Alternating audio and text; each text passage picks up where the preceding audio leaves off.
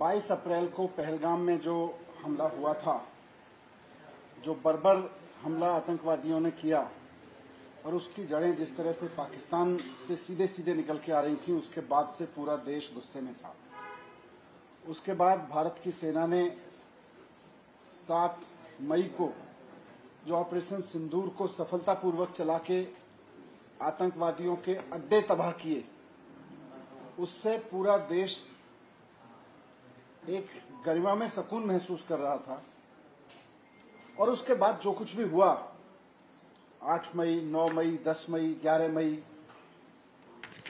भारतीय सेना लगातार पाकिस्तान को मुंह तोड़ जवाब दे रही थी, उनके हथियारों को नष्ट कर रही थी हवा में और जमीन में।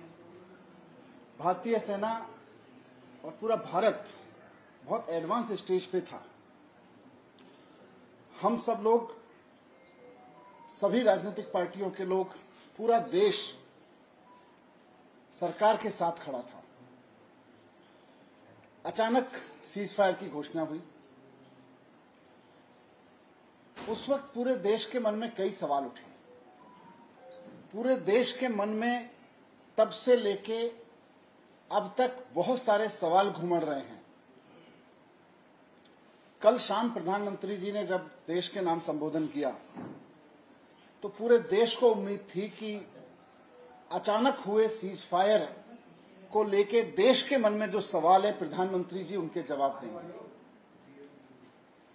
सबको लग रहा था कि कुछ ऐसी परिस्थितियां, कुछ ऐसी चीजें होंगी जिससे पूरे देश के मन में इस पूरी कार्रवाई को अचानक रोक देने की प्रति और ऊपर से जो डेवलपमेंट हुए उनके प्रति जो सवाल उपज रहे हैं, घुमड़ रहे हैं, उनका जवाब प्रधानमंत्री जी के भाषण में मिलेगा। प्रधानमंत्री जी ने कल अपने भाषण में 2 चीजें इंपॉर्टेंट कही। मेरे पास उनके भाषण की ट्रांसक्रिप्शन है। प्रधानमंत्री जी ने कहा कि भारत की आक्रामक कार्रवाई के बाद पाकिस्तान बचने के रास्ते खोजने लगा था। ये बहुत बड़ी चीज है। पाकिस्तान एक टेररिस्ट स्टेट है और पाकिस्तान टेररिस्ट हमले करवाता रहा है, उसको जवाब देना जरूरी था। पूरा देश जब जवाब आप दे रहे थे, जब भारत की सेना जवाब दे रही थी, तो पूरा देश दिल से साथ खड़ा था और दुआएं कर रहा था। लेकिन प्रधानमंत्री जी कहते हैं कि भारत की आक्रामक कार्रवाई के बाद पाकिस्तान बचने के रास्ते खोजने लगा। परिणाम स्वरूप पाकिस्तान तनाव कम करने की गुहार लगाने लगा। आगे प्रधानमंत्री जी कहते हैं कि 10 मई की दोपहर को बुरी तरह पिटने के बाद पाकिस्तानी सेना ने हमारे डीजीएमओ से संपर्क किया। आगे प्रधानमंत्री जी कहते हैं कि पाकिस्तान ने यह कहा कि अब वह कोई आतंकी गतिविधि या सैन्य दुस्साहस नहीं करेगा। तब भारत ने भी विचार किया और आगे वो कहते हैं कि फिर हमने अपनी जवाबी कार्रवाई स्थगित की है। अब यहां से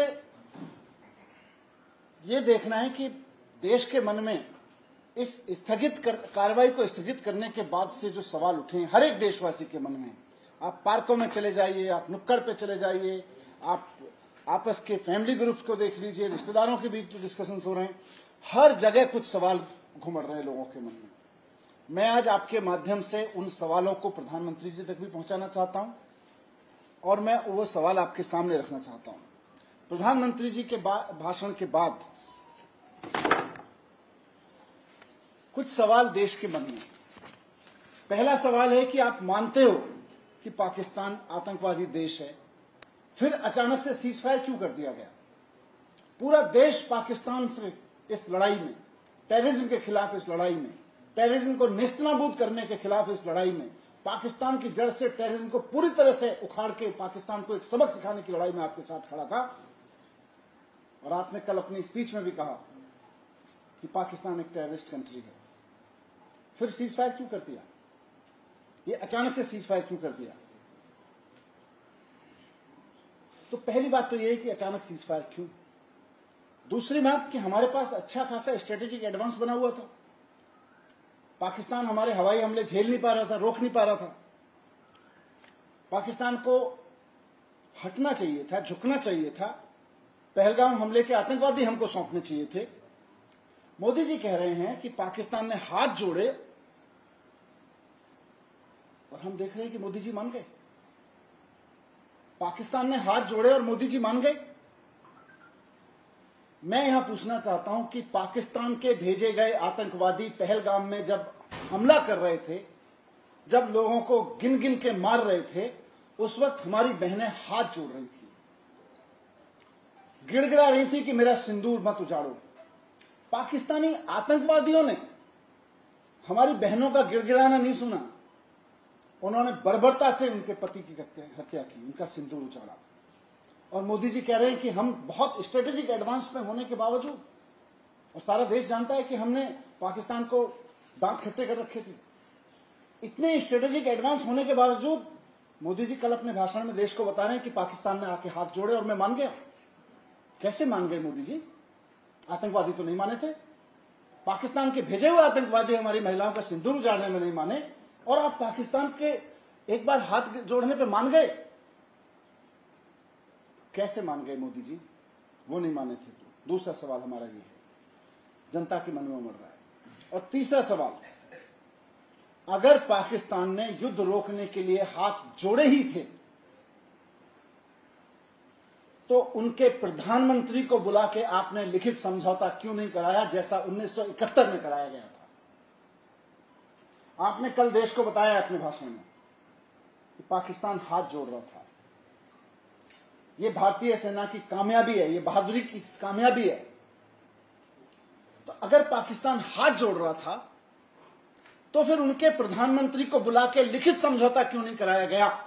और जैसा कि आप कह भी रहे अपने भाषण में, आपने कहा है कि पाकिस्तान ने यह कहा कि अब कोई आतंकवादी गतिविधि या सैन्य दुस्साहस नहीं करेगा।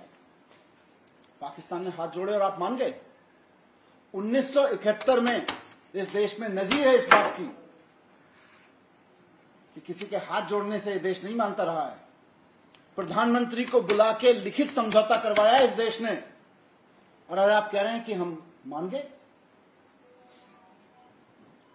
तो लिखित समझौता क्यों नहीं कराया गया उनके प्रधानमंत्री को बुला के?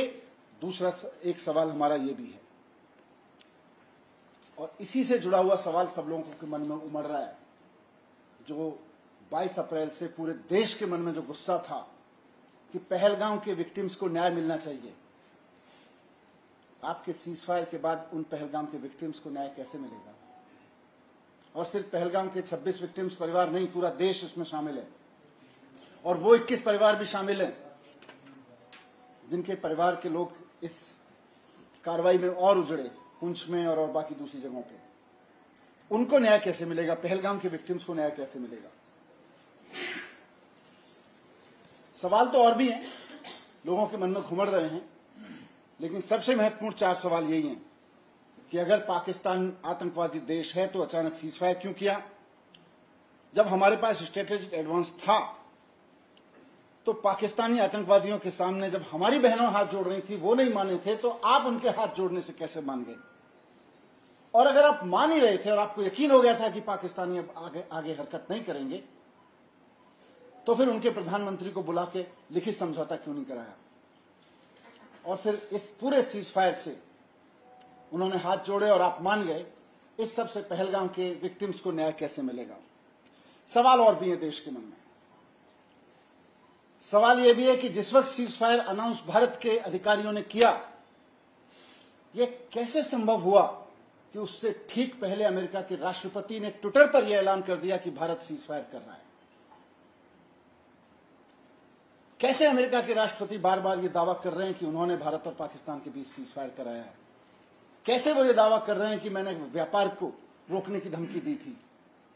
कल पूरा देश उम्मीद कर रहा था कि प्रधानमंत्री जी अपने इस भाषण में जरूर बताएंगे, अमेरिका को भी 2 टूक सुनाएंगे। प्रधानमंत्री जी बताएंगे कि भारत का इतिहास रहा है कि कश्मीर के मामले में हो या पाकिस्तान से सुलटने के मसले पे हो, भारत ने हमेशा अपने दम पे सुलटा है पाकिस्तान को। कभी भी अमेरिका का हस्तक्षेप बर्दाश्त नहीं किया, किसी और देश का हस्तक्षेप बर्दाश्त नहीं किया। पहली बार प्रधानमंत्री जी मौन रह गए। प्रधानमंत्री जी का मौन इशारा करता है कि कहीं तो कुछ है। अमेरिका पे एक शब्द नहीं बोले। इतना बड़ा दावा अमेरिकी प्रेसिडेंट का कि मैंने भारत को झुका दिया, ट्रेड की धमकी देके झुका दिया। कैसे झुक गया? 72 से हमारा पूरा स्टैंड रहा है, कोई हमारे बीच में दखल नहीं देगा और हमारी सेना और हम भारत सक्षम है ऐसी चीजों से निपटने के लिए। आज हमें अमेरिका की जरूरत पड़ रही है।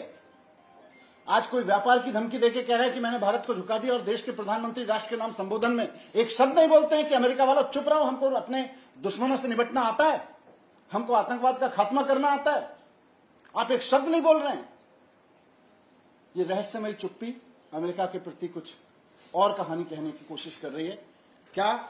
अभी हमें भी नहीं पता। देश के मन में सवाल हैं। मुझे पूरी उम्मीद है कि अगली बार प्रधानमंत्री इन सब सवालों के जवाब देंगे।